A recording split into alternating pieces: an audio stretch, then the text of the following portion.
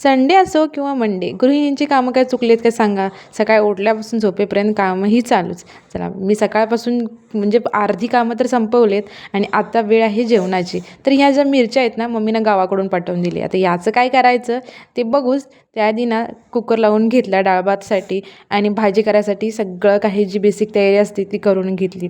आणि मी ना आज सोया चंक्सची भाजी केली होती, जी आम्हाला दोघांना पण खूप जास्त आवडते. तर भाजीची रेसिपी पाहिजे असेल तर माझ्या चॅनलवरती जाऊन तुम्ही बघू शकता. आज चपात्या पण केल्या होत्या. दुपारच्या जेवणामध्ये अजून एक मेनू ॲड झाला आहे, ते म्हणजे हे लोणचं. साहेबांच्या एका UPच्या मित्राने हे लोणचं जे दिलं आहे आणि हे मोहरीच्या तेलातून केलं आहे आणि एवढं टेस्टी लागते ना काय सांगू.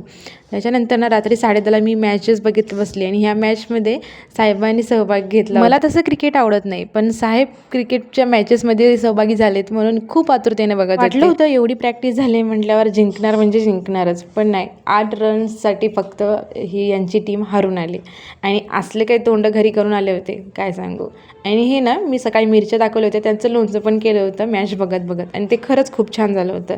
आणि मॅच खेळून जेव्हा घरी आले तेव्हा एवढं वाईट वाटत होतं. जेवढं इंडिया वर्ल्ड कप हारते ना तेव्हा वाटत. जिंकणं हारणं तर चालेलच, पण साहेब क्रिकेट सोडणार नाही तेवढं नक्की.